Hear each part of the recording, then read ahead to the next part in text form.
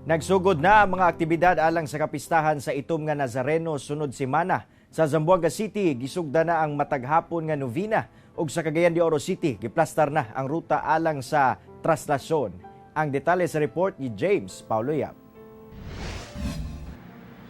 Gibalhin na ang replika sa Nazareno gikan sa gamay nga kapilya niini sa Canilar presa ngadto sa Cathedral of the Immaculate Conception sa Zamboanga City alang sa mataghapon nga novena taman sa kapistahan niini sa January 9. Ang Nazareno sa pamilyang Guanzon ang pinakakaraan nga replika sa Zamboanga City tungod kay kaniadtong 1810 pa kini gidala sa syudad gikan sa Bacolod City. Daghan na matud pang milagro ang Nazareno, busa daghang deboto ang gabisita niini aron maghalad sa mga pag-ampo.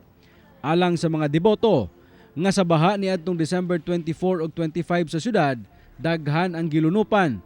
Apan sa barangay Canilar kung asa nahimutang ang kapilya sa Nazareno, wala gibaha. Malapit lang yung Villa Santa Maria.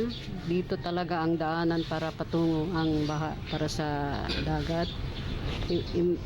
Milagro nga, dito lang hindi nagbaha. Lahat ng mga barangay baha. Yun talaga ang naniwala kami sa Nazareno.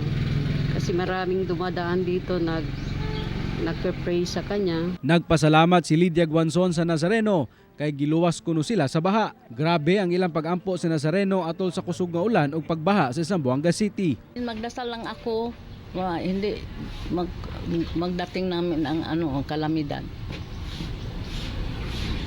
Tapos nagro-rosary kami, maraming tao man dito magro-rosary. Sa January 9 ang piyesta sa Nazareno.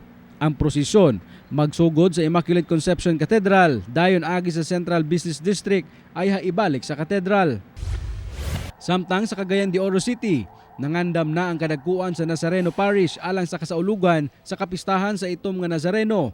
Karong tuiga, gibalik na ang face-to-face nga traslasyon ug ang tradisyonal nga paghawid sa poong Nazareno. Human ang duha ka tuig nga pagsuspinde niini epekto sa pandemya. Hinuon dili gihapon tugutan ang pahalik o ang paghalok sa imahe niini. Kung pananglitan karon maghikap-hikap, hikap-hikap man gyud mga tao, di ba? Nga naagyud unta kana bang murag spray lang alcohol kay aron dili na gyud mamahimo nga duna pay matakod dito. Mura pag i-disinfect permanente tanan-tanan.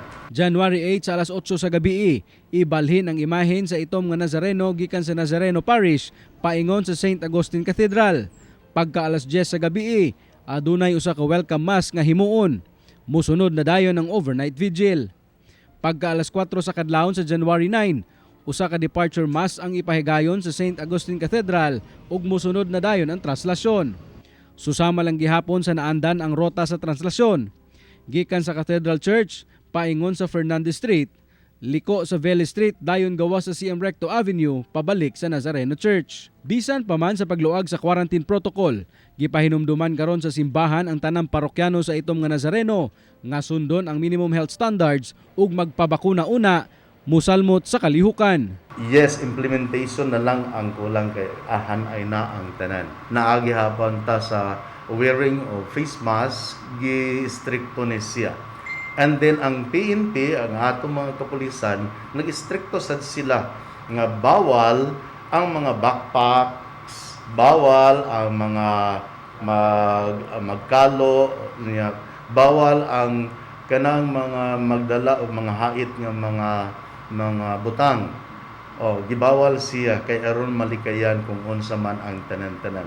Kauban si Roland Kanya sa kamera. Ako si James Paulo Yap para sa One Mindanao.